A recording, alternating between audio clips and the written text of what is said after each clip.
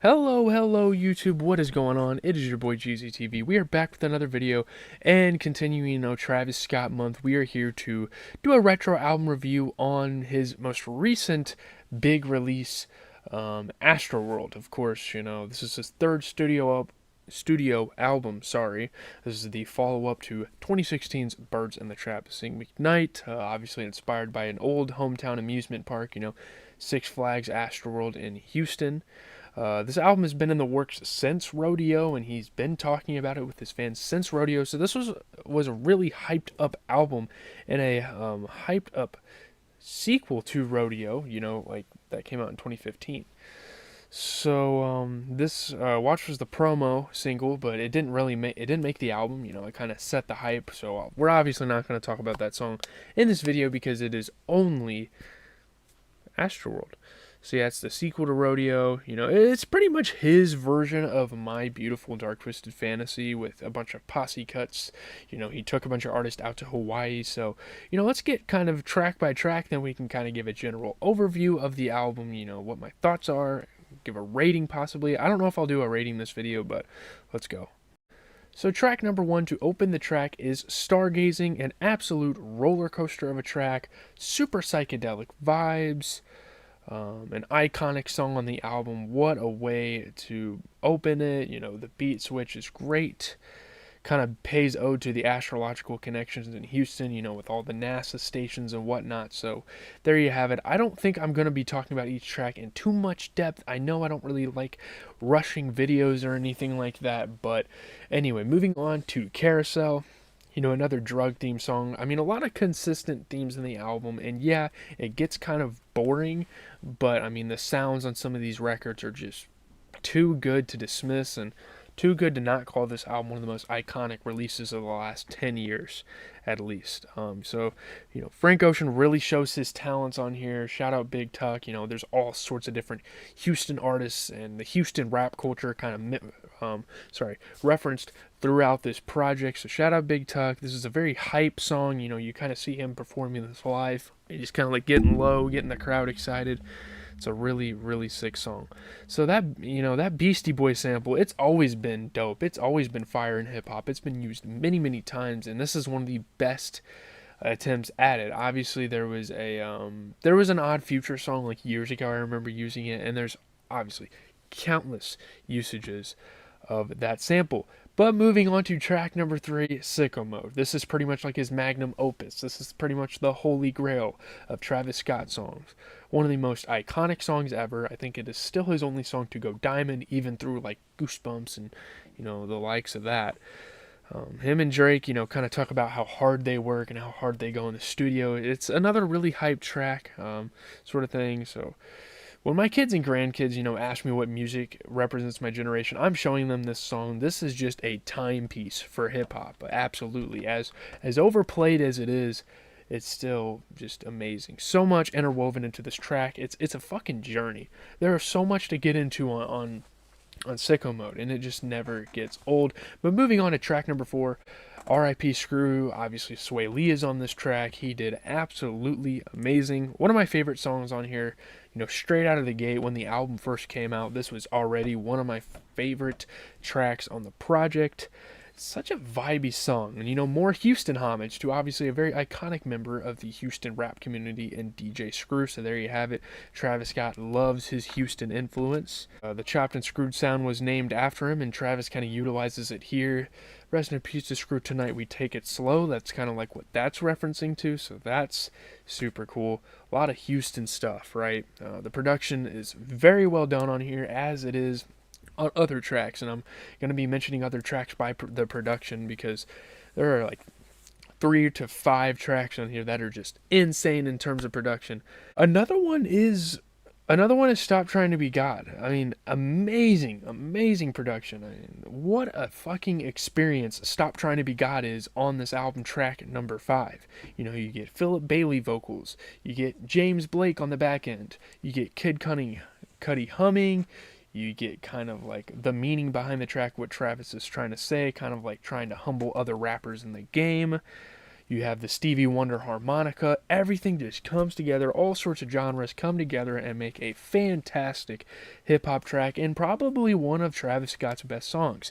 I know this isn't looked upon as like Travis Scott's grail like some other tracks are out there, but man, oh man, this is a really good song. And it really shows his artistry. You can kind of tell they put a lot of time into kind of formulating this record, and I think it said somewhere that it took them about a year to record this track completely, and that just shows, Travis Scott's dedication to the craft. There's a lot of agendas out there. I'm sure that he does it for the money, he does it for the record sales, he does it to be famous, but man, Travis Scott is a true student to the game. I mean, if you guys like forget, he started off, hanging out with guys like Kanye West, hanging out with guys like T.I., Kid Cudi. He learned from the best of them. It's not like he just went out there, threw some shit out, and went with it. So the music video was dope as hell, too. I think it had Kylie Jenner in it. I don't know. But moving on to track number 6, No Bystanders. Kind of like the ultimate mosh pit song on here. This is like a super hype song, one of the most hyped tracks on the album. And yeah, you could say this is a pretty hype album, but there are some pretty cool low-key tracks that we still have to get into, moving forward here. Sheck West actually got signed like right after the release of Astroworld, so there's kind of an interesting story behind that. Juice always wanted to work with Travis Scott and finally got what he wanted. I don't remember when Juice WRLD died or how these timelines connect, but I don't remember if Juice WRLD was still alive. And this track was so iconic that Juice WRLD, like posthumously, his team wanted to name an album after his lyrics on this song. I think that's really cool. Super lit song. I don't have too much else to say. Moving on to Skeletons, one of the best songs on here. Another really good song, very psychedelic vibes, from Tame Impala's production. Pharrell and The Weeknd are on here as well. It's just an insane collaboration, these artists kind of coming together and formulating one of the best songs on this entire album. The beat is so fucking crazy. The vocal effects, everything that adds in. And I thought it was interesting because The Weeknd was featured back to back, and we're going to get into the next track, Wake Up. I think that was a really interesting strategy from Travis Scott to employ The Weeknd 2 times in a row to possibly, keep fans tuned into this kind of R&B-ish soulful vibe. Wake Up, it's kind of like the lovey-dovey track of the record. Travis Scott's going to have those. Yeah, he's super hype. Yeah, he's all about that rage or lifestyle. But every now and then, he's going to have super low-key love songs. We had First Take on Birds in the Trap, Sing McKnight. We had like 90210 back on Rodeo. Hell of a Night on Al Faro. Yeah, that sort of thing. I can't really think of like a love song that was on Days Before Rodeo. That was just kind of like an experience in its own. But this was originally a Weeknd song, funny enough. The two were heavily in love at the time of making this song. Not with each other, but obviously with their girls. Travis was with Kylie Jenner, and The Weeknd was with Bella Hadid. So they were living their best life when they made this song. Cool vibe. I don't think it's anything too crazy. The lyrics are a bit too sexual for me to enjoy Wake Up. I don't like hearing people, pussy's so good. Like, you know what I mean? I don't like that. I'm not really a big fan of listening to that in rap music, but that's just me. Moving on to 5% Tent. More Houston references, more interpolations. They're obviously sprinkled throughout this project and overall sprinkled throughout Travis's career. He doesn't, shy down from that. You gotta love the sample on the beat, like that kind of Japanese horror film he took. Like, holy shit, who could have thought of that? And I mean, this is some very underrated shit because people only listen for the songs for what they are. That's kind of what Travis Scott's fan base in a way is supposed to be. But man, the sample is so underrated and something no one talks about. I think it was fantastic. Sorry about my hair. Just a chill rap song. There's not a whole lot to say. He's kind of talking about the typical things that you would normally see Travis talk about on an album. But yeah, NC-17, obviously the most explicit song on here, hence the title. It kind of plays into that like theme park thing that we're trying to go with this album with NC-17. Some rides are like age restricted. It kind of sounds like a Migos song. I feel like the Migos should have been on this song instead of like Who What. But then again, we get a prime 21 Savage on the track, so I guess I can't say much. Astro Thunder, another really well produced track on here. You gotta love Travis in this vibe. His auto-tune goes very well with this chill, slurry type of delivery, chill beat.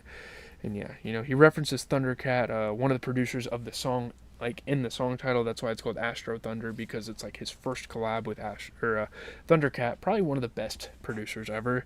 This is probably one of the best songs on here, and it's really dope when you're just chilling, like gaming, going on a night drive. I think this is perfect for that atmosphere. Moving on to Yosemite, it sounds like Gunna and Lil Baby's Sold Out Dates, so I can't really give it too much credit as a good song on this album, because Gunna's already kind of tapped into this type of flow, this type of sound before. It's another kind of slower track. Nav's shitty mixing at first, that was a awesome moment. That was a big memeable moment, and that's another reason this album's so iconic. There were so many memes that came off this album. The sicko mode or Mo Bamba thing. Like, wow. What a time to be alive. I said that about some of the old Travis Scott albums, but it's true. These were like some of the best years of music in my lifetime. They were great. The music video is a bit interesting. Don't really have any comments on that, but moving on to Can't Say. This is obviously the world's introduction to a now icon, Don Toliver. This is pretty much Travis Scott bringing Don Toliver out into the world, and I love how this was executed. And, people started going back and listening to Don Toliver. They thought he was fucking Akon, and again, that's another meme that came out of this album. Very hypnotic, a typical Astroworld song. Don's vocals were absolutely crazy, though. Those kind of bring a different thing to the track. Not much to say. It's just really cool. So Who What is just an absolute thumper. It's just a banger. Quavo's been a big part of Travis's career, obviously working with him on a lot of his albums, and I wouldn't be surprised if he was on Utopia. Rest in peace, Takeoff, who was included on this track as part of the Migos, of course. But yeah, moving on. Butterfly Effect is a pretty iconic single that came out of this album. Murda Beats produced it, and that's one of probably his best beats ever. It's a bit overplayed, but I still rock with it. I still think it's a cool enough track to listen to it, re-listen to it for the years to come. Houston Fornication, you kind of get tired of, I don't want to say this project's bad, but at this point you kind of get a little tired of the album. You listen to everything you need to hear. You get all the vibes you need to hear.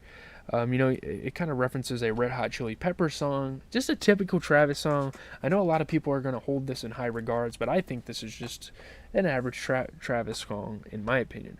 And then we get to the outro, Coffee Bean, which I think is one of the most interesting songs on here. Very chill, but personal. The beat is really unique. It's not something you'd expect Travis to rap on. He kind of talks about his struggles of being black and in the Kardashian family, all the controversies that could come with that, all the memes and social media. And this is a very well crafted track, and it's a very good send off because it really shows Travis Scott as an artist on here. So now we are going to get into the album overview. So just a couple of notes about the album. Obviously, this project came with a lot of features, which is kind of controversial, a lot of promotion. There was a lot kind of thrown into this album. This was a huge event, and a lot of things sprouted out of this, whether it was the Fortnite event, whether it was all the festivals. Obviously, rest in peace to all the victims of the crowd crush. We'll talk about all those details when we talk about the Iceberg video, because that's coming hopefully late tomorrow night. It's a really dope album to come back to every now and then. It's not something I'm going to sit here and bump every single day. But yeah, it controversially lost a Grammy. There were so many things kind of surrounding this album. This was a crazy time period for music. It really was. This album's a bit too long to listen to at once. It's not something you can sit down and listen to all the way through. You kind of have to just click shuffle and see where this album takes you. It's more of a playlist. I don't think it's really put together or curated as an album, in my honest opinion. But yeah, the back half is definitely not as strong as the first half. Hold on, let me see. So if we're looking through the track list, once you kind of get to Astro Thunder range, Skeletons range, 7 to 11, somewhere in between there, the album kind of shifts into this, it's like a typical hyped up rodeo / Birds in the Trap, Seek McKnight vibe. And although those are really good albums, I think, he could have did a little more. And I think that, honest predictions, I think this is what Utopia is going to do. Now, I think I'm going to make a prediction video for Utopia because I don't believe it is dropping until next Friday, given that he hasn't given us any promo and we're literally the week of the album. He's obviously announced a live event, did his merch, but no news on the album whatsoever. So Rolling Loud obviously did that promo and stuff, but yeah, I'm out, guys. Peace.